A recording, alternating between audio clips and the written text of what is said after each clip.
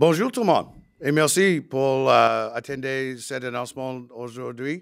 It's my pleasure to be here. My name Je suis heureux d'être ici. Je suis Mike Holland, ministre des Ressources naturelles, et je suis ravie d'être ici aujourd'hui pour parler du travail que nous faisons continuellement par rapport aux forêts de la province du Nouveau-Brunswick. Pendant des mois, j'ai parlé du plan pour les forêts pour l'avenir, un plan qui s'assurera que l'histoire du Nouveau-Brunswick rejoindra l'avenir du Nouveau-Brunswick en matière de foresterie. Fin octobre, j'ai annoncé le premier pas majeur pour augmenter nos aires protégées et conservées. Cela inclut l'eau douce, les forêts et les espaces sauvages.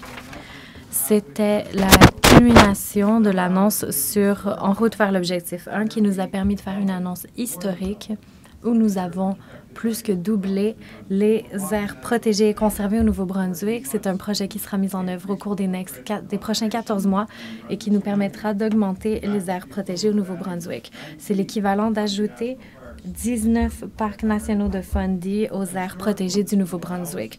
C'est une décision historique qui nous permettra d'en faire beaucoup pour augmenter la biodiversité et des paysages durables écologiquement parlant. Nous sommes très fiers de cela et je pense que c'est une excellente chose. Donc ce matin, je suis emballée de partager avec vous la prochaine étape importante pour notre plan.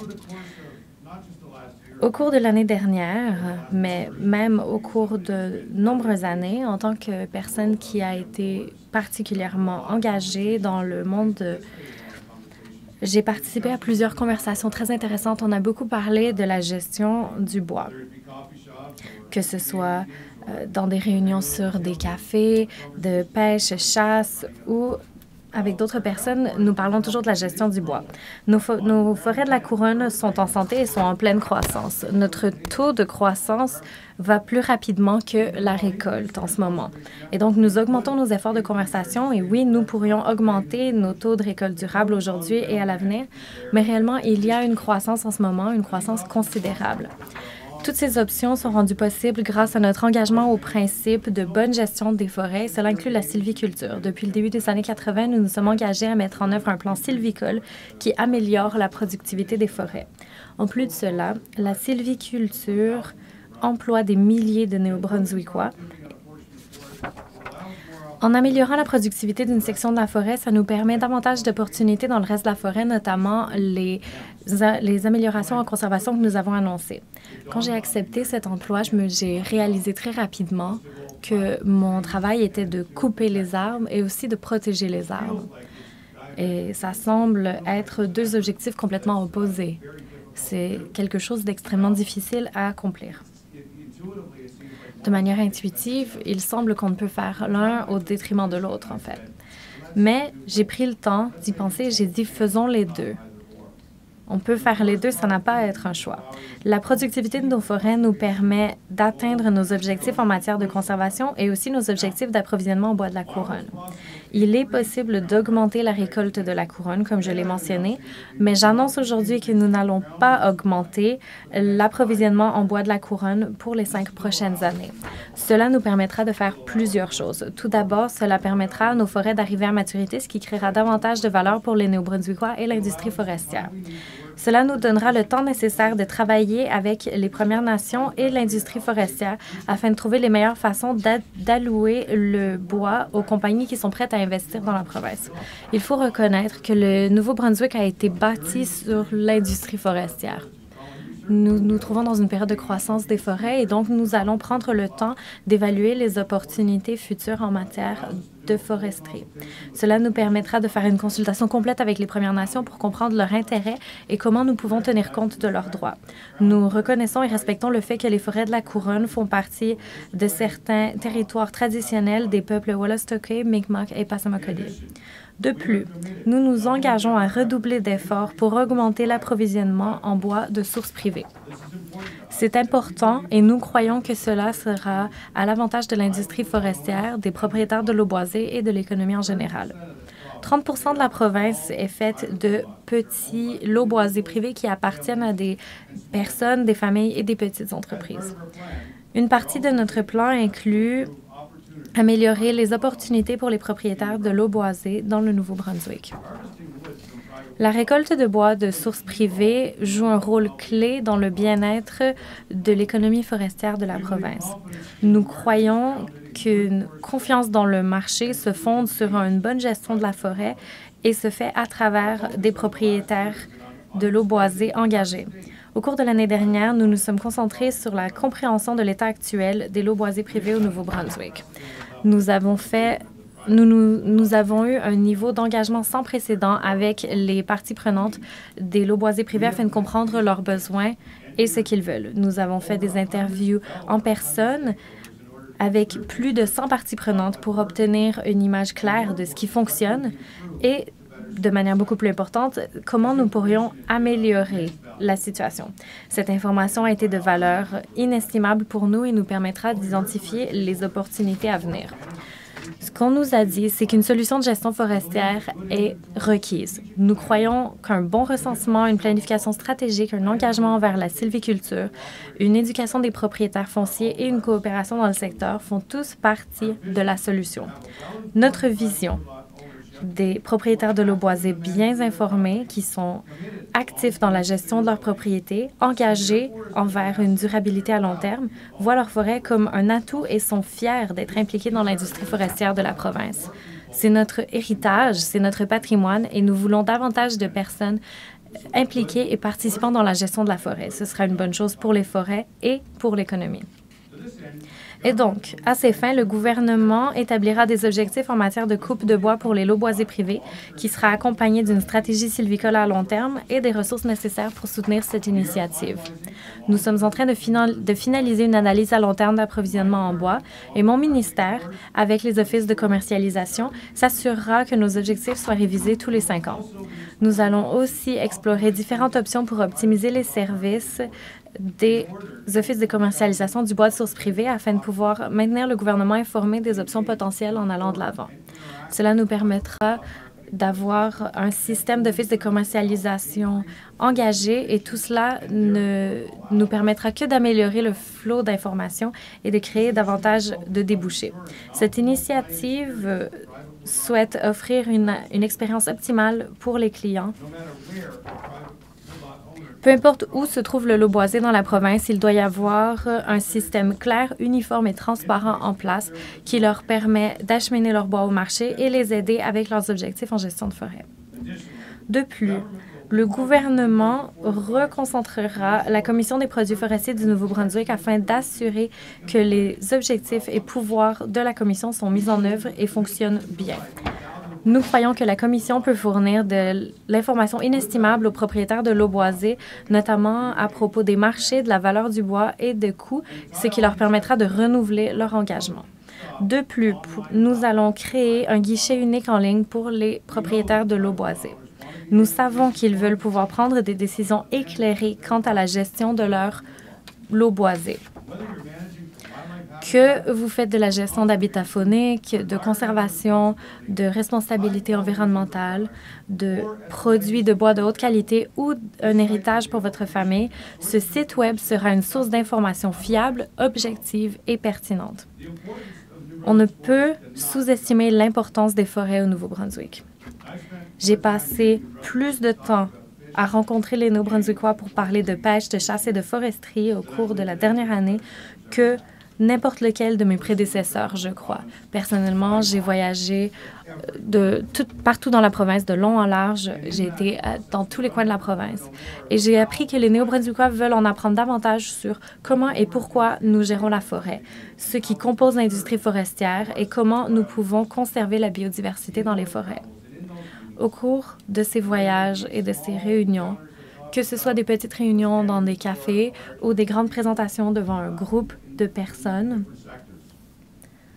j'ai entendu de manière très claire qu'on ne raconte pas assez bien notre histoire. Je m'engage à m'assurer que le ministère des Ressources naturelles parle davantage de sa gestion des forêts et de tout ce qui touche les ressources forestières. Je crois fermement qu'on peut changer la façon dont on interagit avec la province.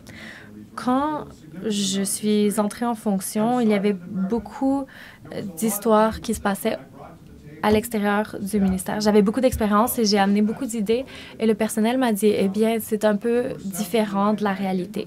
J'avais une perception et de l'information incomplète quant au ministère et je ne suis pas le seul dans cette situation. Il y a beaucoup de Néo-Brunswickois qui ont une passion pour notre gestion des forêts et donc nous leur devons cette information pertinente et exacte. La participation du public dans la prise de décision dépend de la disponibilité et de l'accessibilité d'informations exactes, fiables et à jour sur nos forêts et les pratiques de gestion des forêts. Le partage d'informations est un élément clé qui nous permettra d'offrir des services plus efficaces qui sont coordonnés selon les besoins des Néo-Brunswickois. Les Néo-Brunswickois s'attendent à recevoir davantage de transparence et le mérite quand il est question de la gestion des ressources naturelles. Nous avons besoin de citoyens qui sont bien informés quant aux pratiques qu'ils voient quand ils se promènent dans nos forêts et ont un sens de la valeur que cette ressource a pour la province. Très bientôt, nous allons parler de notre nouveau projet où chaque personne au Nouveau-Brunswick, peu importe leur statut ou emplacement, peut aller sur ce tableau de bord et voir exactement ce que nous faisons, où nous le faisons et toutes les descriptions de nos pratiques forestières. C'est extrêmement important. Il faut que cette conversation se produise et que les personnes qui en parlent ne soient pas en train d'essayer de deviner ou de présumer. Nous aurons donc cette ressource en ligne qui permettra à chacun de voir en temps réel ce qui se passe. Je suis très fière de ce projet et j'aurai davantage de détails sur ce projet dans la nouvelle année. Alors, pour résumer, nous n'allons pas augmenter l'approvisionnement en bois de la couronne au cours des 5 prochaines années. Nous allons redoubler nos efforts pour augmenter l'approvisionnement en bois de sources privées de plusieurs manières différentes. Et nous allons offrir davantage de transparence quant à la gestion des forêts et ce sera une initiative sans précédent. C'est la réalisation que nous avons eue quant à nos idéaux et nous les avons inclus dans notre plateforme et nous les présentons aujourd'hui. Je suis très fière de pouvoir parler de cette initiative. C'est la prochaine étape du travail à faire pour créer des forêts pour l'avenir. Merci beaucoup. Est-ce qu'il y a des questions? Est-ce que le bois de source privée occupera une plus grande partie du marché, donc? Et pouvez-vous nous donner des chiffres pour 5 ans? Eh bien, selon le plan, nous allons commencer le travail immédiatement avec la Fédération des propriétaires de l'eau boisée du Nouveau-Brunswick et nous allons aussi travailler avec la Commission des produits forestiers du Nouveau-Brunswick pour identifier les endroits où on peut avoir une croissance en matière d'approvisionnement. C'est notre objectif. Je n'ai pas d'objectif exact, mais nous allons engager ces parties prenantes et nous allons pouvoir mettre en place des plans et stratégies qui nous expliqueront exactement quelles sont les occasions à saisir et comment augmenter l'approvisionnement en bois privé. Comme vous le savez, aux États-Unis, les États-Unis se sont attaqués aux exemptions néo-brunswickoises. Ils ont dit que le bois de la couronne prenait une trop grande part du gâteau, selon eux. Acceptez-vous cette idée? Est-ce que ce projet vise à répondre à cela? Comme je l'ai dit, cela fait partie du plan progressif de mettre de l'avant une approche holistique pour les forêts afin d'inclure aussi la conservation de la biodiversité, afin d'inclure les propriétaires de l'eau boisée privée. Le gouvernement du Canada en travaille très fort sur ces tarifs. Mon objectif avec cette annonce est tout simplement de refléter ce qu'on nous dit sur le terrain et aussi de s'assurer que nous ayons des systèmes qui fonctionnent réellement. Je travaille en ce moment selon les requêtes et les exigences, ce que toutes les parties prenantes nous ont dit. Pensez-vous qu'ils peuvent amener cela à l'industrie américaine? Eh bien, j'ai confiance en le premier ministre des Relations intergouvernementales. Je sais que nous allons faire ce qui doit être fait. Et ici, au Nouveau-Brunswick, à la maison, je vais faire ce qui doit être fait afin de s'assurer que les parties prenantes voient un changement réel vers une productivité. Avec les offices de commercialisation, quand vous dites de reconcentrer, est-ce que les propriétaires de l'eau boisée pourront toujours eux-mêmes communiquer et faire leurs affaires? Eh bien, ce dont nous avons parlé ici, Nous voulons redoubler d'efforts quant aux propriétaires de l'eau boisée privée. Nous voulons travailler avec eux pour qu'il y ait davantage d'uniformité dans la province. En ce moment, il y a 7 commissions dans différentes locations. Donc, il y a la commission des produits forestiers et les offices de commercialisation de bois. Nous l'avons vu dans différents aspects du gouvernement. Nous allons étudier le cadre actuel, trouver des lacunes où il y a matière à amélioration et nous allons améliorer ces secteurs afin de créer des occasions. Nous avons un produit à vendre, il y a un marché pour ce produit et nous allons pouvoir créer un système qui fonctionne pour tous les consommateurs.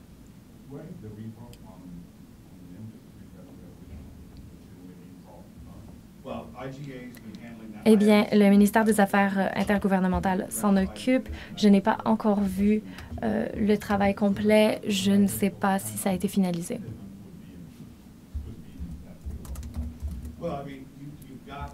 Vous savez, il y a toutes sortes de choses différentes qui se passent en ce moment dans différents domaines. Je sais que ce dont je parle en ce moment reflète le travail que nous nous sommes engagés à faire à travers notre plateforme et notre travail avec les parties prenantes. Quels seraient les impacts de ces mesures sur l'industrie? Oh, sur l'industrie, vous parlez de l'annonce aujourd'hui. Eh bien, je crois qu'il y a certains facteurs qui nous aideraient à avoir davantage d'opportunités. Ne pas allouer de terre de la couronne pendant 5 ans, eh bien, on se demande qu'est-ce qui se passe à un arbre si on le laisse tranquille. Eh bien, il pousse. C'est quelque chose qui va nous aider à augmenter notre approvisionnement en bois à l'avenir.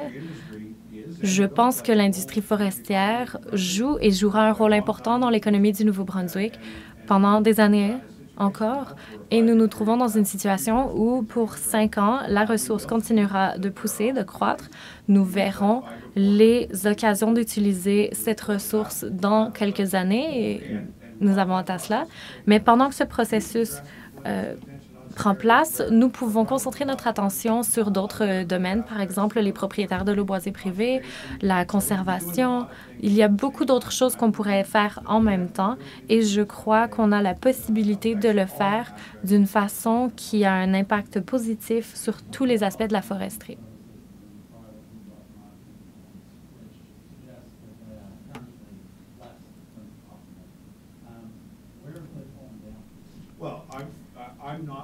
Eh bien, je ne suis pas membre d'un conseil en particulier, mais je peux vous dire que je rencontre régulièrement la Fédération des propriétaires de l'eau boisée, la Commission des produits forestiers. Nous faisons des choses qui n'ont jamais été faites. Nous avons créé une table ronde qui a rassemblé des parties prenantes de l'industrie, des conseils, de la chaîne d'approvisionnement, du gouvernement et toutes sortes d'autres personnes. Il y a eu des conversations et comme dans toute industrie, il y a des domaines où on pourrait faire des améliorations. Le cadre existe et en ce moment, le gouvernement s'engage à s'assurer que ces personnes qui sont impliquées dans la chaîne d'approvisionnement soient productifs, qu'ils travaillent tous ensemble et non en isolement. Et donc, cela nous donnera des résultats positifs. Vous avez aussi mentionné que la Commission des produits forestiers du Nouveau-Brunswick allait être reconcentrée et cela nous permettrait de réengager les parties prenantes. Pouvez-vous en parler? Eh bien, je vous présente ce point de vue d'une approche holistique.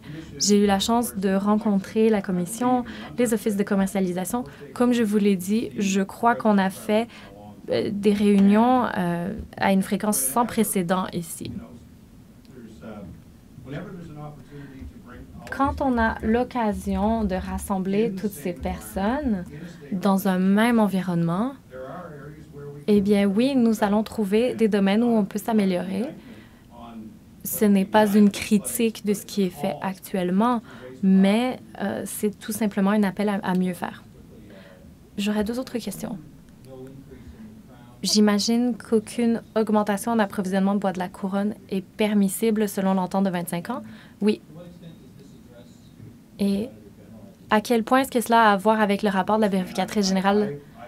Eh bien, encore une fois, je réfère tout cela au ministère des Affaires intergouvernementales. Je me concentre sur ce qui m'est présenté.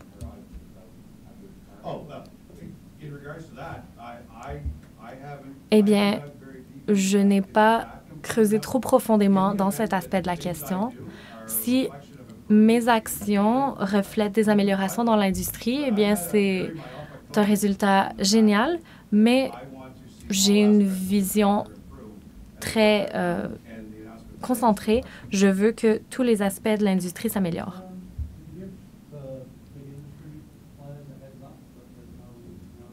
Avez-vous averti les grands joueurs dans l'industrie? Oui, nous avons fait l'annonce aux parties prenantes avant cette conférence de presse. Nous avons eu plusieurs conversations avec différentes personnes par rapport à ce que ça veut dire pour eux, quelles seront les actions à venir. Et toutes nos conversations parlaient des occasions. Quelles étaient leurs réactions? Eh bien, je n'étais pas impliquée directement dans toutes les réactions des parties prenantes. Je suis certain que si j'avais été présent pour tous les appels téléphoniques, il y aurait eu des commentaires, des discussions, mais je peux vous dire que cette initiative est quelque chose à laquelle nous nous sommes engagés avant même d'entrer en gouvernement. C'est l'industrie en entier qui va de l'avant ensemble, qui travaille avec les parties prenantes de conservation, avec des initiatives à multi-usage pour la foresterie. Nous créons réellement des forêts pour l'avenir. Je suis très fière de ce que nous avons réussi à faire à ce jour. Je suis fière de l'annonce aujourd'hui et j'ai hâte de voir les résultats du projet.